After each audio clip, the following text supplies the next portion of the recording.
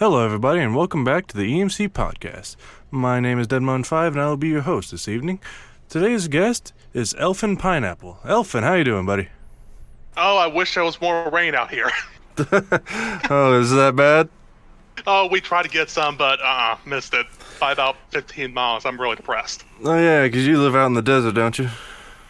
Yeah, desert. Let's talk about that. Sand. That's pretty much all I know. Sand and hot. In fact, somebody put it perfectly to me recently. I think it was one of my parents. Have you ever, like, you're at home, your parents are making, like, cookies, whether it be chocolate, gingerbread, whatever, and you open up the oven to smell it, and that dry heat just hits you in the face like a tank? Are you saying you live in that? Imagine that for the last, month and a half, 2 months. That's welcome to where I am in the world. Oh, man. You see, I'm in the opposite. I'm in the Midwest where it's just humid and wet all the time.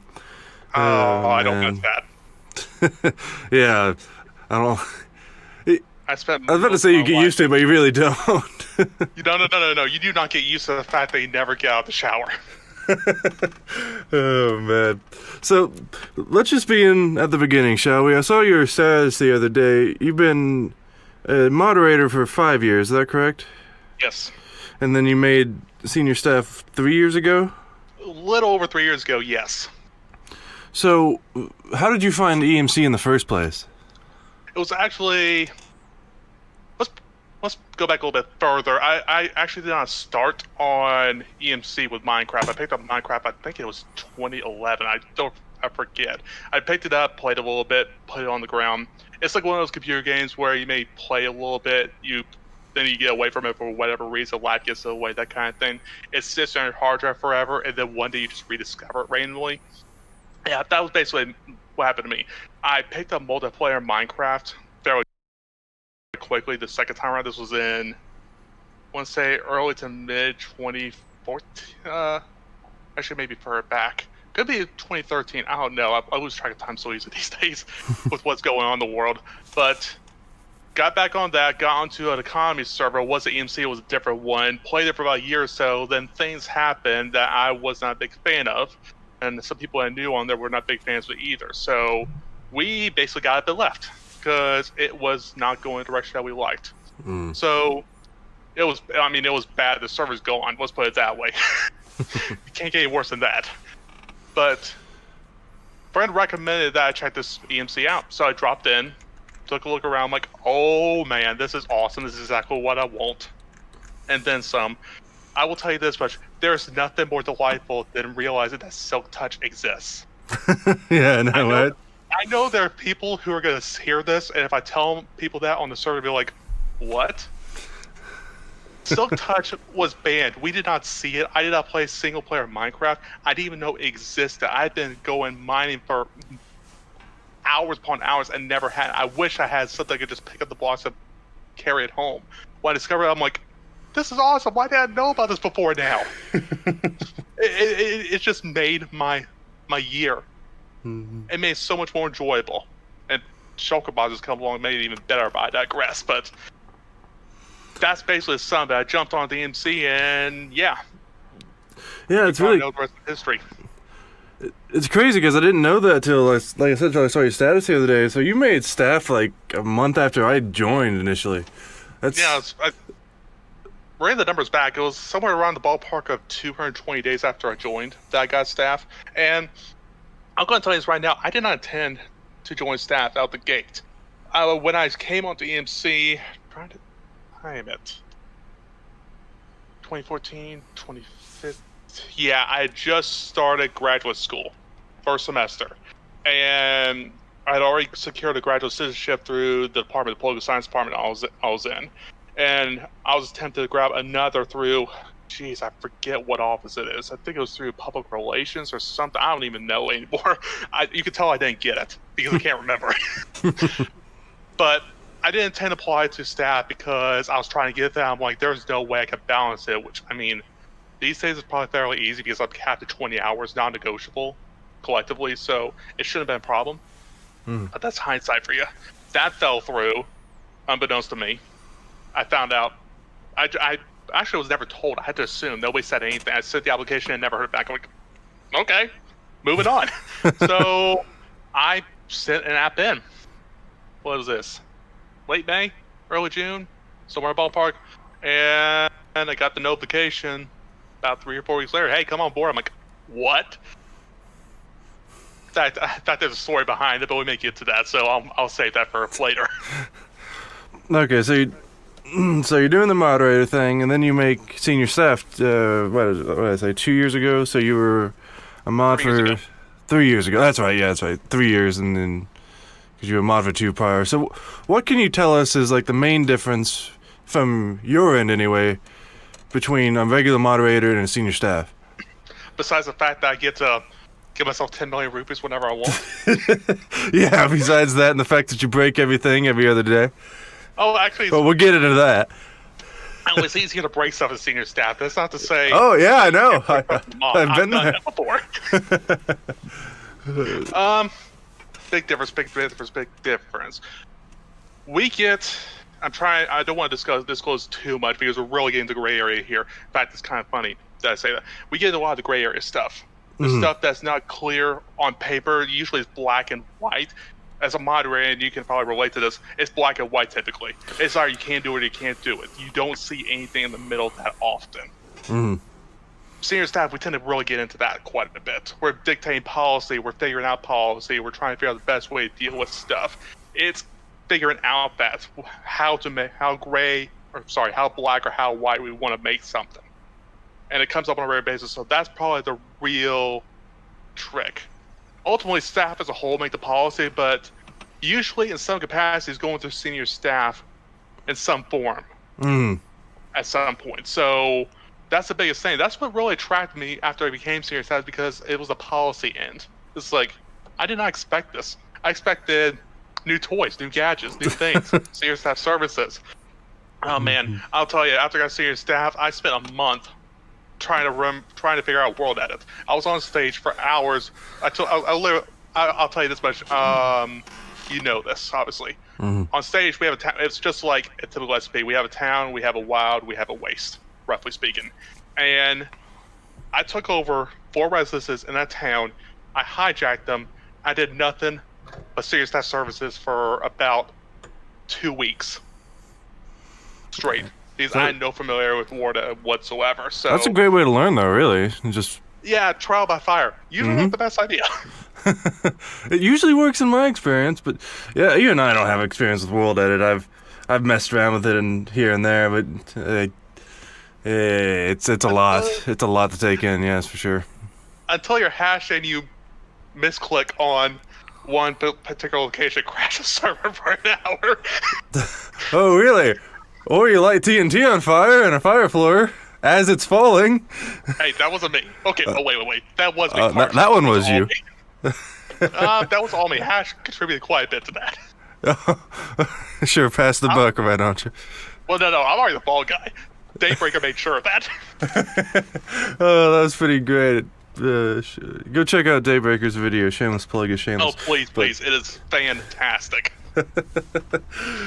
I didn't expect all the voiceover he did and everything. I was like, oh, that's pretty cool. I'm not being paid for that plug, for the record. It is really that good. Oh, man. So you've been here for a decent amount of time. Have you taken any breaks in that time you've been here, or you've been active the entire time? Because it's been 5 years, and 5 years for me, and I've taken at least 2 or 3 breaks, just, life happens and everything. So have you been consistent your entire playthrough? How do you define a break? I'd say something greater than a month or 2 of inactivity. Derelict status, if you're like... I don't think somebody would have to check this. I think iCardio is the only one that can. You have to pull up database stuff. I don't think I would ever qualify as derelict at any point on EMC. So I've been fairly active. There have been times where I would literally get up and walk away for 2 or 3 weeks at a time, because as far as in-game activity goes, because there's so much going on in real life, I'm just not in the right headspace. Oh yeah, and you were in grad school, it sounded like, right? That takes a toll on its own right. Yeah, finals, forget it. So you can forget about it early December and late in early May. And when I got to my exit paper period, which is this big paper I had to do in order to get my master's degree, that last 3-week period, ghost. Well, obviously priorities like that obviously takes priority. Oh, What's your yeah. master's degree in? Public administration. That sounds exciting. Yeah. I will admit that I was going to use that as a gateway to get into a PhD in political science, but plans changed, and then they change again, and they change again, and they change again. If you're wondering why I'm repeating, welcome to life. Yeah, oh, I understand. All the time. Yeah, I perfectly understand. So back to, I kind of trailed off there, but back to my original point.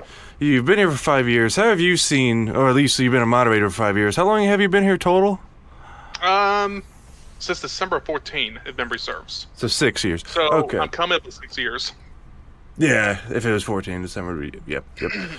So how have you seen the community change and evolve over the years? That's an interesting question. That is a really interesting question. Because, I mean, we've had people come, we've had people go. I mean, that's the nature of Minecraft servers. But have you been able to, like, tell a difference in generation? Like, it seems like it's almost concentrated. Like when you're putting, like when you're making a sauce on the stovetop, you put a bunch of liquid in initially, and then as it cooks, and the water gets away, the sauce really concentrates and intensifies its flavor. I feel like that's what's happened with the EMC community as a whole, because, I mean, yes, we have lost people, but at the same time, it's almost created a better bond with the community in general. And we've had some features introduced through the dev team that have really helped. Global chat is actually global now. Somebody on 1 can talk to 9, Utopia can talk to 4. That's been fantastic. It's been a huge help on that end. And it's really helped the community meld. Have it be an actual community rather than just independent groups. I never thought about it, but yeah, that's a recent feature, and yeah, that's a very good point, because prior to Global Chat, it was like, I won't say a tribalistic mentality, but it was definitely a SMP 8 mentality, an SMP 7 mentality. It varied drastically depending on which one you were on, and now, like you said, Global Chat, for better or for worse, has melded all those together, and it's... We still have the mentality to a degree. I mean, I'm an SP2 loyalist. Oh, I'm sorry. That's where I started. So, sorry, what? I'm from SMP 8, man, but... Oh, I feel so sorry for you. I was there when that warning message came up, okay? That shows you my age. I think that warning message is still there, actually. Oh, yeah. Oh, yes, it is. But yeah, I started, I want to say, I didn't originally start on 2. I started on 4 as a logged on 4, but I migrated over to 2 because my friends were there. I put an outpost on 1. So I bounced between those two a lot. In fact, when I got moderator, it was not uncommon. First couple of weeks, I would have people coming from 6, 7, 8, or 9 saying, "Hey, I've never met you. How are you doing?" I know you existed until 5 seconds ago. I'm like, what? Yeah, and that's like I said, that's a really recent feature. But yeah, it has been really nice, because then you don't have to move SMPs, and especially if you were. Market Chat's amazing too, because prior to that you had to hop SMP to SMP. It's like, crap, have I advertised on 7 yet? I don't want to advertise too much. Been there, done that. Got the t-shirt. I crashed the server doing that before. Oh, really? What were you trying to advertise? Jeez, man. Oh, we're actually going back to after I first got promoted. The day after I got promoted, I was going to do a giant drop party of stuff. And wouldn't you not know it, that day somebody in the world decided it'd be a great idea to DDoS the Mojang authentication servers. So guess what couldn't happen? Because we couldn't log in. The drop party. So it got bumped off to the next day. So consider this. Number 1, the server was not rebooted. iCar just killed that altogether because we were having the issues that we didn't want to throw people off and not have them come back. So number 2, let's just put a little toast on it. What was it, 2 or 3 days prior, I purchased 6 Iron Supporter vouchers. I was just going to run on those for a while to see what happened. I didn't know that promotion was coming. I would have bought them to begin with. So, but I'm sitting there like, you know what? Let's just give them away. Let's just throw it in the pool. Why not? So right before the event started, I went to each SMP and advertised that and made a note that there was 6 Iron vouchers in the drop party. The EP.2, which on my res is where it was going to occur. It went from roughly 20 people to 200, like that. Jeez. The server did not appreciate that. It crashed. Okay. Well, I thought you meant like the chat command crashes. How did a chat command? Okay, so you just brought the people in. I get it now. Yeah. I lured you all in. Yeah. Come hither. This pineapple broke stuff already. Oh, wait a second. Wait, what? Yeah. So for those of you who don't know, Pineapple's been breaking things since the beginning of time. I try, man. I try. Oh man. Let's shift gears slightly now. Let's talk about promos, because that's what everyone seems to like. What's your favorite promo, personally? That either you had a hand in designing or making, or just overall utilization? What's that? I forget what it is for some reason. What was that promo that was dropped with the Super Turkey? The slicer? Turkey slicer? It's my favorite promo because it is the first promo I ever got through killing a mob in game. That's really awesome. I didn't even pick it up during the event. It was 6 or 7 months out. I found the turkey not far from where my outpost was at the time. It had gotten stuck in a hole somehow. So I went down there and I took a sword after it, Looty 3 sword, all that fun stuff. Hammer away, hammer away, hammer away. What was it? Difficulty 6 or something? I don't even know anymore. And it dropped. And I about flipped. Oh my god! I just bolted back over, threw it in my inner chest because I didn't want anything to happen to it. It's like my little baby. That's really cool. Give up. That's a great story. I don't even remember what the first, probably Marlix. I probably got a promo from Marlix at one point. I don't know if that's the first one I ever actually got via mob anyway. Yeah. Never really thought about it. I wonder how many people vets we have out there to remember the time when Marlixes didn't spawn that often. Because they didn't. It was rare to find anything. And I mean, at my outpost, I finally had one spawn. And I'm like, awesome. I went after it. And we had this giant war across my entire outpost for about 15 minutes because I'm aggressive, but not to the point where I'm willing to die constantly. And I only have voter gear, which, I mean, it's okay. I would not go to war with it. Much less with much less with a boss. We call them mini bosses at the time. It was an absolute ball. And I got boots off of them and I sold them for $90K because they were worth a decent amount of money at the time. They were so rare. That's a whole nother thing, the economy, because it's changed so much just in the time I've been there. Like things have gone up, things have gone down. I mean that's realistic, but yeah, it's crazy, especially when like a diamond block used to be worth quite a bit and everything else. What was it? I don't even remember anymore. I think it was around when it was in the 120 range, and now it's around I don't even want to quote it because I want to influence pricing, but it's definitely dropped down from that. I'm not even sure anymore. Same thing with the promo market. It's so hard to keep up with what's this worth nowadays versus what it was worth back then, and everything else. Some get more expensive as time goes on. Some get cheaper. It makes sense. It's an economy. Yep. That's what they do. But it's crazy to think about. Like, been here long enough to witness that. Oh man. So yeah, sorry. No, you go ahead, bud.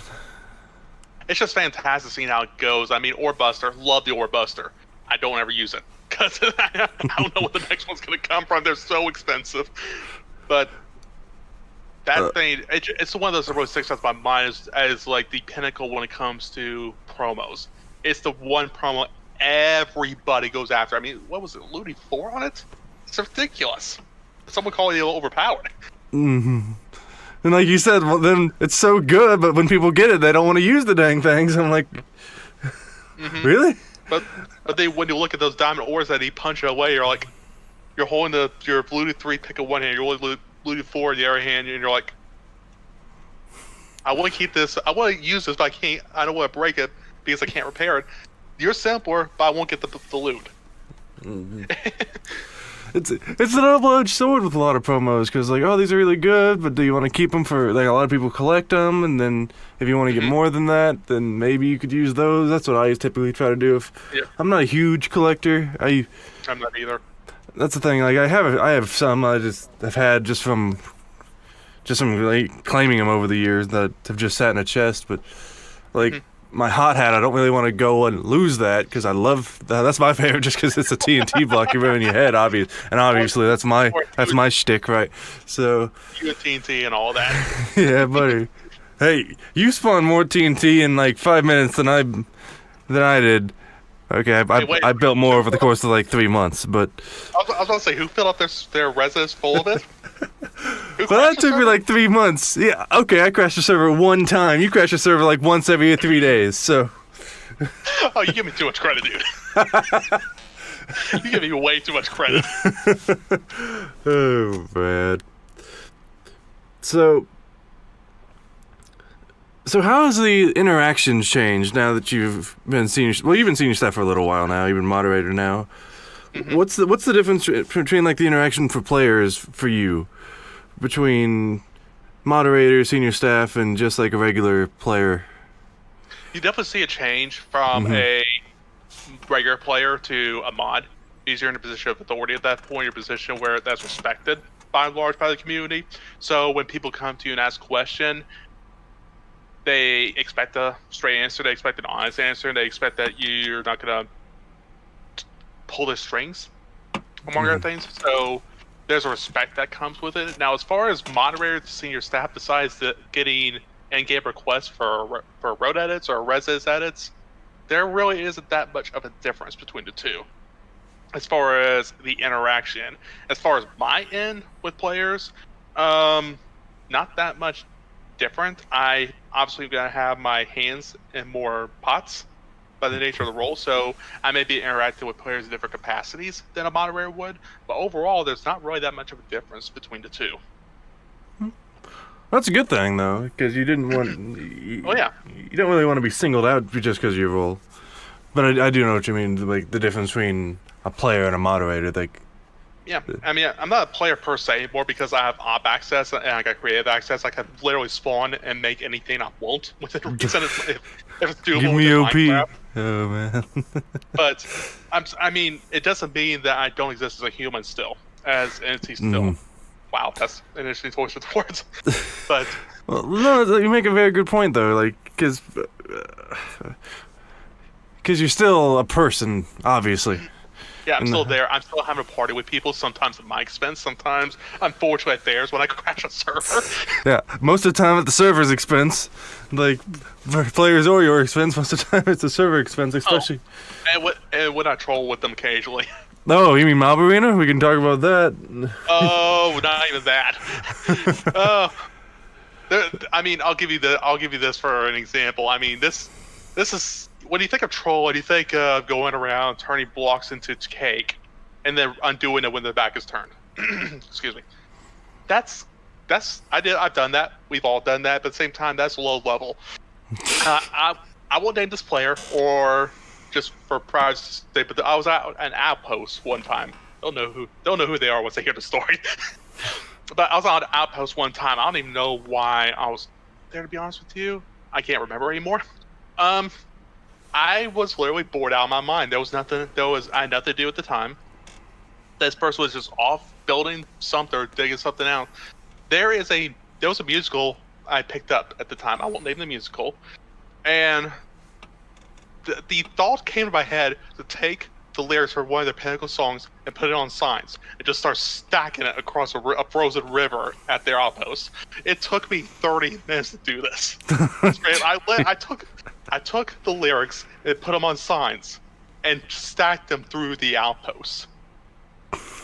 It's about a 6-minute song. It was probably hands down the best troll I've ever done in my life. Not because I broke anything, but because how much I was able to get away with doing when they were not 2 chunks away from me. All they had to do was turn around, they would see me. That's dedication right there, man. Mm-hmm. Oh, geez. I told you I was bored out of my mind. Oh, God. Bad things happen when the SS get bored. They get really bad with me. It depends on what I get into. I mean, I blew up a mountain by SMP5, one of the waste outposts there not too long ago, just cuz. Tell me that story. How's that come about? I'm bored. I'm gonna go blow up a mountain. Like, Is that just what you wake up and like feel like? I got to hear more about that. It was just epiphany. Like, hey, let's just go do it. So So zero thought like, we'll just go do it. It'll be all right. yeah, I mean, I just got done. I wrapped something up. I'm not going to disclose what for obvious reasons. And I was over there. Cut that part out, by the way. I was over there at the outpost for some reason. I'm like, you know what? Let's just go for it. So I went over to the nearest mountain, which is about 30, 40 blocks away. I blew it up with TNT. I just kept. Initially it was TNT, but then I got into the fireballs. Oh. There's a story behind that too. Okay, I'm starting to remember the story now. This wasn't too, like you said, this wasn't too long ago. Okay. Yeah. I forgot the fireball fiasco. Yeah. There's two fiascos. This was the latest one. Actually, is this two? I'm trying to remember. Is this the second or the third? Well, I would call it a fiasco. I didn't crash the server. I crashed my client. I took it up to 100, fired it at the mountain, and crashed my client. Server didn't notice. TPS was fine. It's like it never even happened. But it literally looked like I put a giant hole in the mountain. So I was like, you know what? I couldn't undo it if I wanted to at that point because my client crashed and everything that would have been there for me to undo it went down with it. So like, you know what? Roll with it. Why not? Next day, I think maybe a couple days later, I was getting ready to go to bed. I actually got in bed. I got my phone. Somebody posted a thread on the forums asking why this mountain had a giant hole in it. I don't know. It was there when I found it, man. No, I couldn't resist. I got out of bed, got back on the computer, booted up my computer. I already shut it down for the evening. Got onto the forum. I posted a GIF with that Simpson dude back into the bush. That's all I did. Homer, yeah, I know what you're talking about. That's okay. And it's just like, just let it go. But let people stew on that a little bit. How did that happen? And somebody tried to pin a bedrock that came out of nowhere on me too. I'm like, I didn't do that. I may have done this, but I didn't do that. I think maybe I have to think about it. I'm guilty, but I'm only so guilty, guys. Oh man. So, what changes or like features would you like to see implemented, either from a player standpoint or a staff standpoint, in the future that like haven't been implemented yet? Be it something in the code, be it an event, or what have you. Oh, that is such a good question. It's not really a question I think about that much. I've got event ideas I'm trying to get off the ground. I just haven't sat down and dealt with it. There's complications behind the scenes that are making things difficult. Fabric is not friendly with what I'm doing. That's just making things a nightmare. But as far as events, I would say create more of them. And I'm not just talking about staff creating more of them, players too. Oh yeah, I agree. Come on board, create an event, throw something together, do something impromptu, get a couple of friends together, just talk about it. It's not, you don't have to be staff to run an event. No. Players can run events just as easily. The only thing stopping players from running their own events is the will to do it. And the thing is, like, it doesn't require a forum post or promotion. Yep. Like, there was one time this is before I became staff, I was just really bored. I was just like, anybody want to race horses? Like, we'll just race horses around the SMP. Like, let's just do something. Like, I had the free res. I built this, it's still there. I built this boat track, so we did, like, boat races and everything. It just like, it doesn't even have to be labeled an event. Just gather people that you don't typically, like, maybe you might not, you see, but you might not, like, play together with. Like, just, hey, let's do something. Like, I 100% agree. What's your favorite event to run, and what's your favorite event to host? This is being asked as somebody who hasn't hosted many events recently, so this is interesting for sure.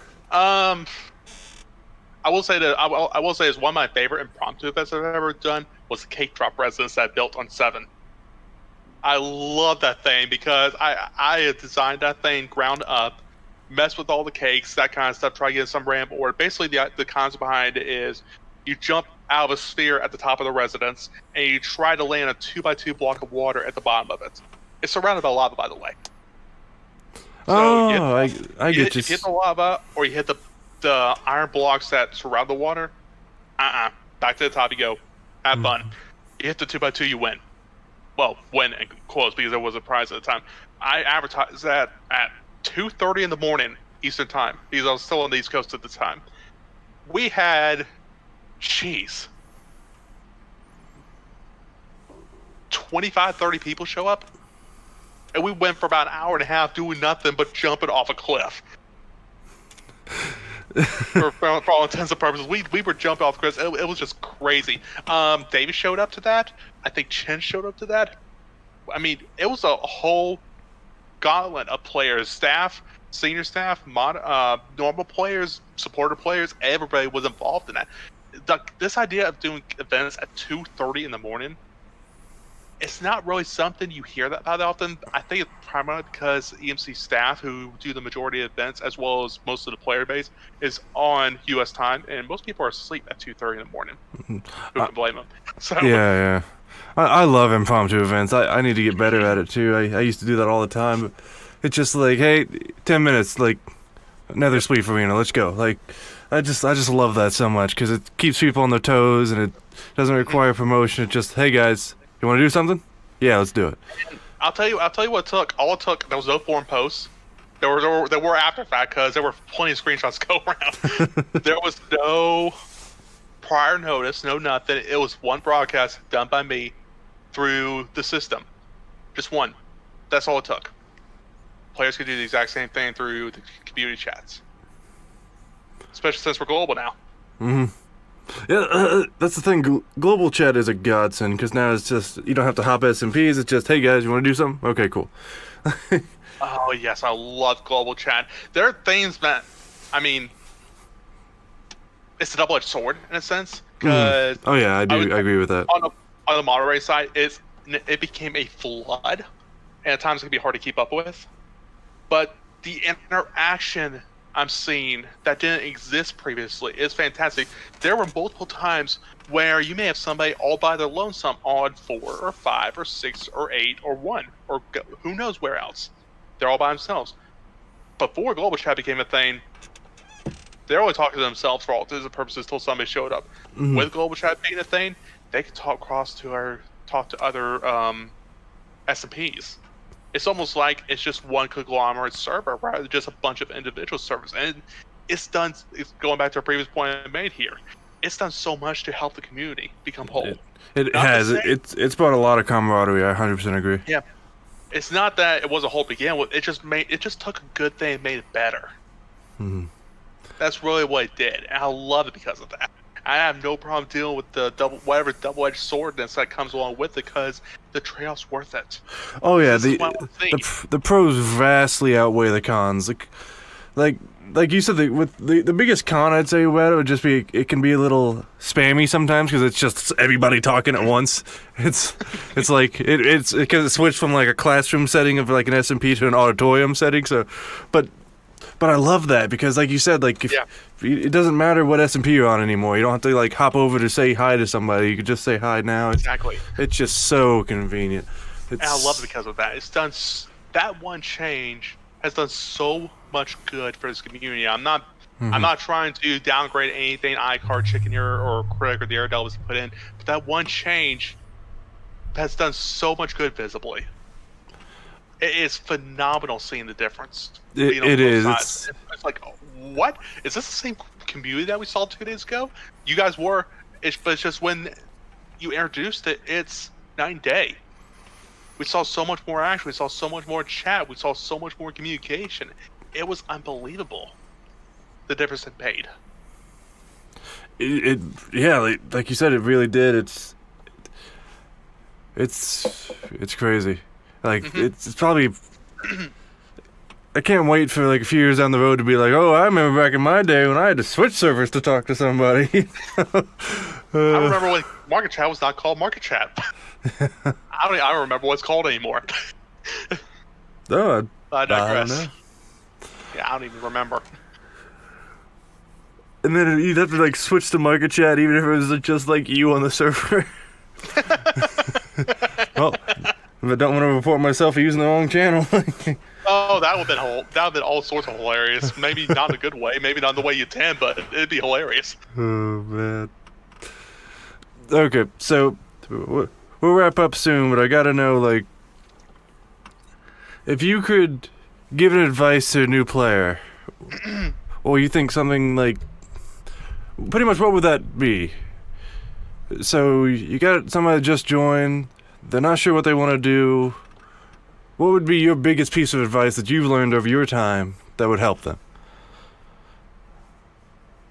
Interesting question.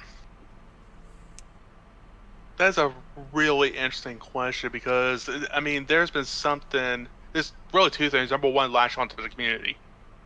100%. Because, the community at large is always willing to help in general. Provided you ask the right questions, provided you're willing to work with them, provided you sit down and listen to what they have to say, take it to heart, and you don't continue asking for stuff repeatedly. It really does you so well to latch on to community because this is what makes Minecraft special. You can pick any major server in existence. It doesn't matter what they concentrate in. How many servers out there have the kind of community that ours has, where it's so tight-knit, almost family-like? I can tell you right now, the top two or three servers I can think of off the top of my head, it's not anywhere near that. No. It's just a wave of chat.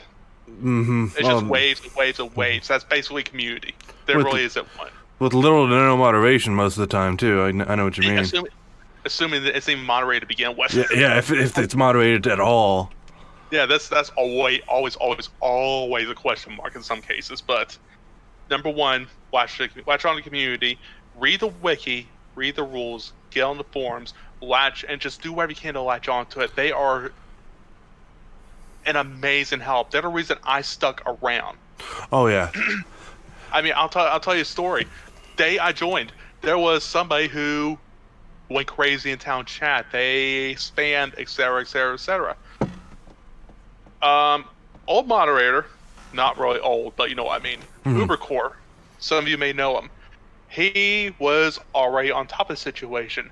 I had the audacity to report him after the fact. So that was slightly embarrassing. But I will say this. This is what really made me stick around more than anything. And props to Uber. He did so well here. He handled it so well. As far as he could just said, hey, you're an idiot. Please don't do this again, etc., etc., etc. That's not the way he handled it. He said, hey, appreciate your report. I've got it covered. Simple. Done. Yep. But that's how you handle things. You keep it professional. You keep it simple. You don't assume people are stupid. That's the biggest thing. You don't assume people are stupid. You talk to them like a person. I 100% agree with that. Exactly. Don't talk to them like a 2-year-old. Talk to them like they're an adult. And this is actually good life advice too. But never be afraid to ask for help. That's I think a lot of new players join and they get overwhelmed with all the wastes and the wilds and the frontier, and it's a lot to take in, and there's a learning curve to it, especially when you go into like sub-biomes and all the other different res commands. Like, the community is here to help you guys. Like, especially when I was a new player, that hasn't changed. Like, I've seen new players join and ask for help, and if a moderator's there, but usually even if a moderator's online, they'll have like 4 to 6 different people answer the question for them or give their advice for it. Like, never be afraid to ask for advice. Don't be afraid about overwhelming staff either, or feel like you're overwhelming them. By definition, we're masters at managing multiple conversations. Like, in my case, it's not common for me to run 3 at once. I can handle it. Most other staff can handle it. They are more than capable of dealing with it. Don't be afraid about quote-unquote overloading or overburdening them. No. And going on with that thing, piece of advice on mine as a staff member. There is no such thing as over-communication. Over-communicate. This is a life lesson in general. Make sure you talk. If you're making a deal with somebody, if you're doing whatever it's doing, making an arrangement, always talk. If something comes out of the interview, talk about it. This is life in general. If you were to get into an accident on your way to work, and you're supposed to be at a clock at 7:55, you're not going to sit there and be like, "Oh, I'll just show up when I can." That's a good way to get fired, unfortunately. What do? You call the office. You let them know, "Hey, I got into a wreck. I'll be there as soon as I can." Over communicate. It is amazing. Look, dealing with customer service and other worlds with our business, how little they emphasize, even though it's so important. It's so disappointing in a lot of ways. And I think that's one of the things I really like about our staff team. We do a really good job in bridging this gap and Yes, we trying to do. communicate the best we can with what we have, with what we know. Granted, there's some stuff behind the scenes that we're still working out, that we're still refining, that we're not ready to prep and throw and toss it out to everybody and officially announce. That comes with the territory. But we take pride in communicating as much as we can to players when we can. And what a lot of people don't see is like we communicate a lot behind the scenes within ourselves too, because Oh yes. I don't know the answer to everything, because like you said, we deal with a lot of gray area senior staff more than moderators, but I don't know the answer to everything either. Just saying that out loud. but if I ever have a question, I always just ask you guys, like, hey, here's the situation, and then same thing, like I just dump it all out, because like I give it as much detail as possible, so that way you guys can make an informed decision, or we can come to an informed decision together. If you run into a problem, say something. If you run into an issue, say something. There's no harm in saying something when you run into an issue as soon as you have that problem. In fact, if I were to be managing a group of people, that'd be something I expect out of the people I manage. If they have a problem that need to get pulled in, and they say nothing, and they let it fester, and it gets to the point where something happens that could be solved otherwise, I mean, that's where problems could come up. If you communicate beforehand, granted, there's no guarantee that problem's going to happen anyway, but we know about it before it happens, we can intercept it and try to mitigate the damage. Exactly. So that way at least you prepare as best you can, I should say. Yes. Or you know as much as you can. I 100% agree. Or ideally solve it and make it a moot point. 95% of the time that's the case, but sometimes life gets in the way, life happens, and you can't fix it. It's just, that's what happens. All you can do is mitigate. That's an extremely good point too, because you can't fix everything, but you can do the best you can. And then you learn from that, and you prepare the best you can future. So you just keep doing that throughout your life. But go ahead, bud. I'll tell you this much. When I got onto the staff team, I mean, I'll admit, I got laughed at by my folks. Straight up laughed at, because it was like, server, Minecraft, really? You got a moderator? Really? Ha ha ha, funny. Invisible money job. That's basically what it was. I got Diamond Sport benefits, and that was it. I didn't get paid for it. Here's the thing, though. I was adding lines to my resume. Yeah? And let me preface this. I'm not saying that you have to be a staff member in order to get a job. I'm not saying that at all. What I am saying is there is so much opportunity through this server to develop the soft skills that so many employers seek in the real world. Some of the people maybe listen to this, may be looking for a job. They may have been slammed by this pandemic. They may have lost their job. They may be furloughed. They're looking for somewhere else. Others may still be in school in some form or capacity, and that may be the thing they're looking into down the road. This is an opportunity to develop soft skills. And you develop it without even realizing it. You're interacting with people, you communicate with people in writing, you're doing conflict management, you're negotiating, you're figuring stuff out, you're solving problems. You're adding so much to your skill set. It's just a way of framing it. I'll tell you this much. The job I got out here, I got it partially because I had all these soft skills through EMC. I never really thought about it, but yeah, that's a good point. Like, even from a player's perspective, you learn people skills playing. Yeah, exactly. Like, you learn writing skills if you're on the forums. You just learn how people...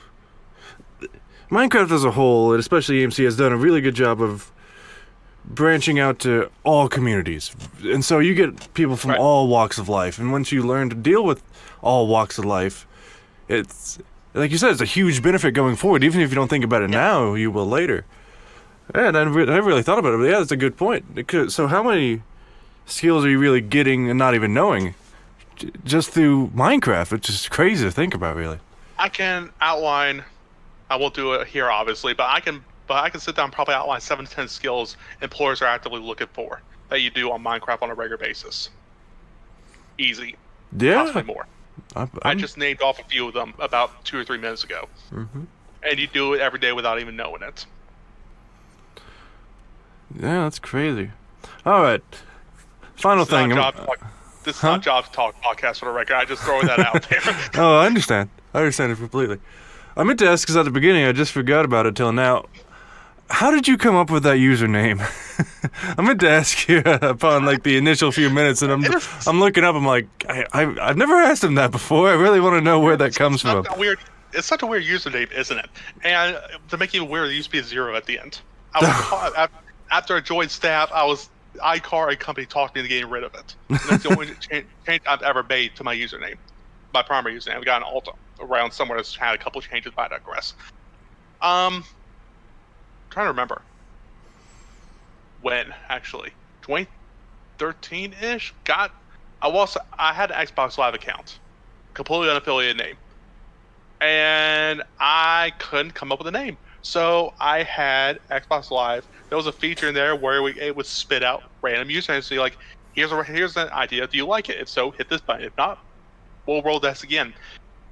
And there's a witness to this. My brother saw this. I'm not making this up. He can confirm it if you really need it. But I was like, okay, let's do that. I can't come up with anything. My last name was corny. I want something better. Hit it. ElfinPineapple 0 was the first thing that came up. No joke. That's awesome. Died. It was so funny. I had to keep it because it was just so funny. That's awesome. Yeah, just to think that just randomly generated. Most of the time it's just like a bunch of numbers and letters and everything. That's the fact that a computer thought this was a good idea. Here you go. Dog 84. Wacheski 22. Stuff like that. It's just like, where did that come from? Yeah, like Dragon Slayer 75 or things like that. Like exactly. ElfinPineapple. That's awesome. I thought maybe we would just. Pineapple 0 was what came up. It was so good. I thought maybe you were just watching Lord of the Rings and eating Hawaiian pizza or something. I